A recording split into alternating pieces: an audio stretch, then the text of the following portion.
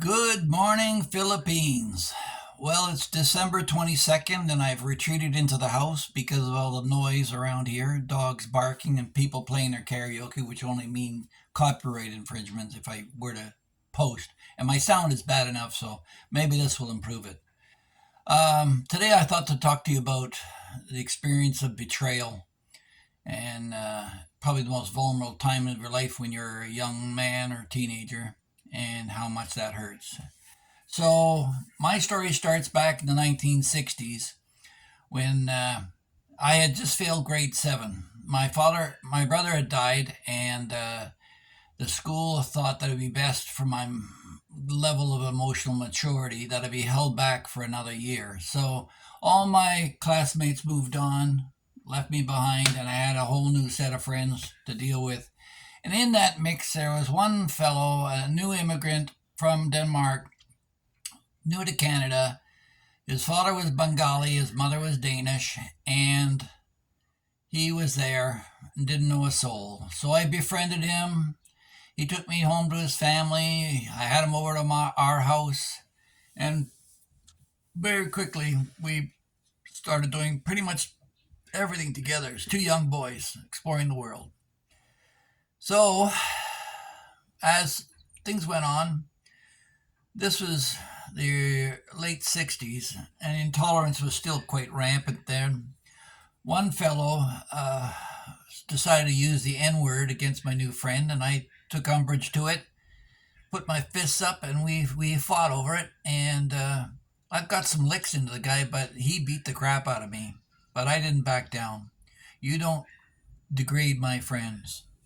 So that happened, and then we moved on, and then later on, I would go over to his house, and his father was a great cook. He'd make a great lamb curry, and we had met other fellows from India at that time who were visiting students, and yeah, it was a great time. And then towards the end of our graduation year, his father suggested that they go visit India to see his dad, and his mother said, "Hey, Phil, you want to come along?" I thought, well, I'll ask my parents. And I asked my dad, and he said, well, what are you going to do? Are you going to go to school or what? I said, well, maybe I'll just shelve it for a while, which I never did go back. But anyway, so we flew KLM from Montreal to Amsterdam to Athens to Beirut to New Delhi. And we traveled around India. We saw what was formerly called Bombay, which is now Mumbai. We went to Delhi, Lucknow, Kanpur, Howrah, Agra, saw the Taj Mahal there, went to silk factories, I saw all kinds of interesting things. We went to the Ajanta caves and saw a carved monastery out of a mountainside and tried all kinds of food and cultural experiences. At one point, as I pointed out in another video, we were in the midst of a war zone, so that kind of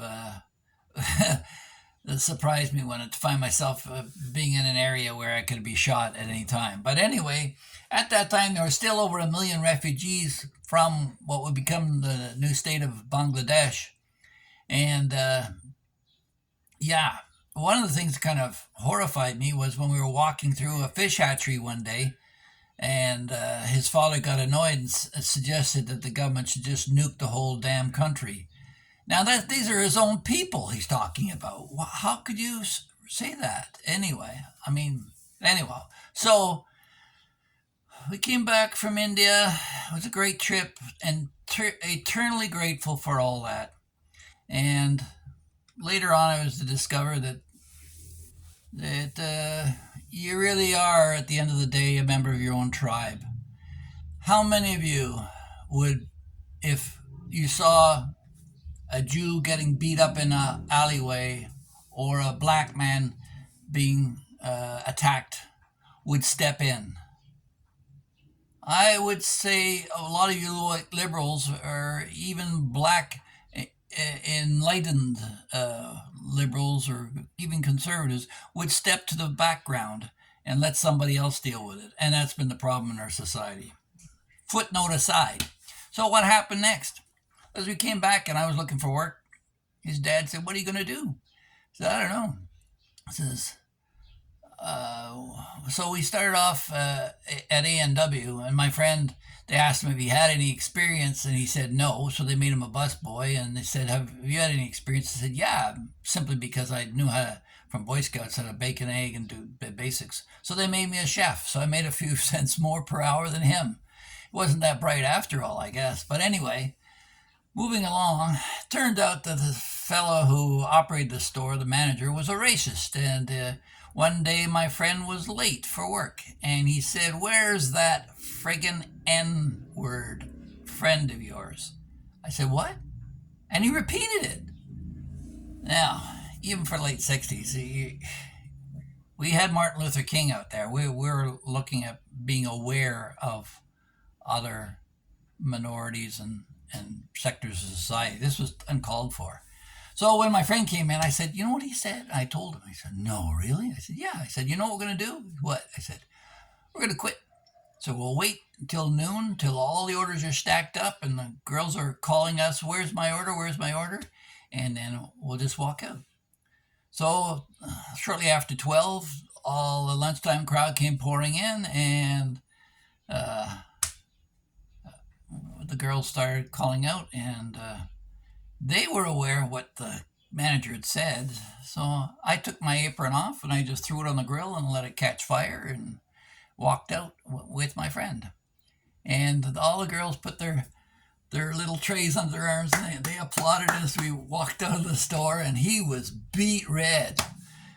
He'd have to live with that. His brother owned the shop, so anyway, maybe we taught him a lesson, maybe not, probably not. Anyway, so that's one instance where I stood up for my buddy. Another time, uh, we were we were in the midst of a snowstorm, and we had to take a train into town to go visit this girl that he'd met in the summer science program, and he was uh, talking about getting to meet her, and then he said he was going to break up with her. I said, "What?" Oh, anyway, so I thought, okay, fine, we'll give him some space, and myself and her roommates, we left, and they were talking, and we went down and had a glass of wine with the manager of the place, and when we came back upstairs, I said, "Where's my friend?" He said, "He's gone." "What? He left me here by myself?" "Yeah, yeah, yeah, yeah, yeah." So typical. So all right, and then the girl was distraught and crying, and so I tried to comfort her all night, and then nothing happened, of course. As I am a gentleman, I slept in the bathtub. And the next morning I went to leave, and she alluded that she would like something to happen, but no, I got out of there real quick. I don't cut another man's grass. So, uh, what happened after that? He accused me of being with her, and she was there at a party later on with her friends. She flat out told him he's crazy. There's nothing there. Nothing happened. So anyway, that was that, and I thought that was the end of it. He actually came up and visited me when I was working up north, and we thought everything was great. And then when I went out west, I drove through town and I stopped in to see the family. Mom and Dad were out shopping or something, but his sisters, the three little girls that were there, or I knew the youngest one since she was a baby anyway. So yeah, she was upset and was old enough to smoke, like 16 or 17 or something like that. Anyway, so well, she had a cigarette, and I talked to her about quitting that and all the rest of it. And she wanted to change her life, and she was down on her father and all the rest. So I said, "Well, you can always get on a bus and go somewhere." She says, "Yeah." I said, "Yeah. You're going west. Can you take me with you?" I said, "If you want to get in the car, go ahead. It's up to you, right?" Not really thinking. Anyway, they took that as a betrayal on my part, because when I phoned later on, and I said, "Hi, how you doing?" The father said, "Don't call here anymore," and clicked. I go, "What?" So I phoned my friend up. I said, "What's going on?" And he says, "Oh, my sister, when you didn't hang around for dinner after when my parents got home, she made up a story that you and her had something going on." I said, "What?" She flat out lied. I said, "Well, your dad's known me for over 10 years. Surely he's not going to believe that." "Oh, it takes families lie over your truth." Really? So, unfortunately, that's the way it fell. Now, this guy may have been very bright, and he wanted to get into medicine. Well, he didn't really. His father pushed him. You become a doctor, then you can be whatever you want. That's the old school India, right? Be a doctor. Doctors bring wealth and prestige to the family. So he applied for medicine and was rejected. Because he didn't have a bedside manner, or wasn't fit for it uh, psychologically, so they didn't accept him. Well, they wouldn't take that, so he took biology. He was going to go through the back door, and he got a biology degree, and he worked in some amazing stuff. One of his projects had to do with birth control. I remember him having to kill like a dozen rats every day to get some estrogen out of them or whatever. But another one was he was working on nitrogen fixation of plants, finding new plants that could fix nitrogen to the soil that would enrich the soil as they grew. This would be amazing for a third world country. So he was doing all this amazing stuff, but still he persisted to go back into medicine.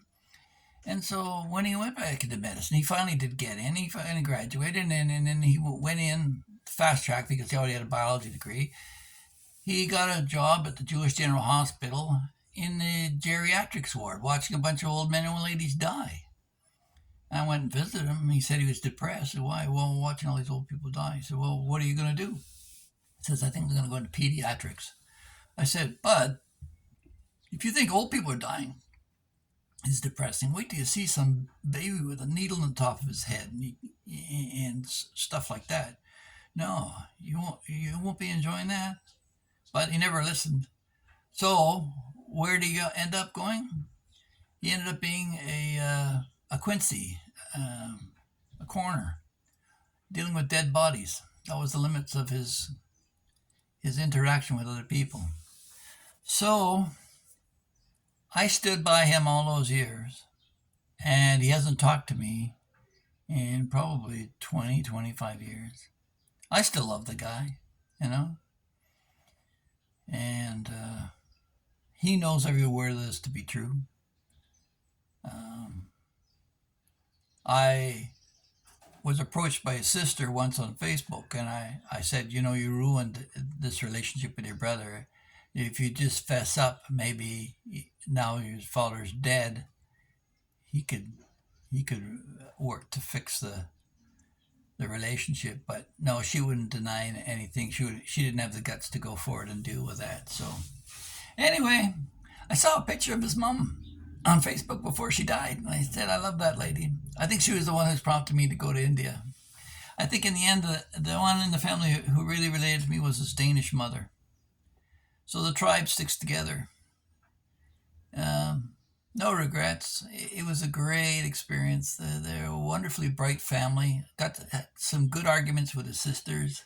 The only girls that I would tolerate an argument with, because there are a lot of stupid people out there, but they were quite bright.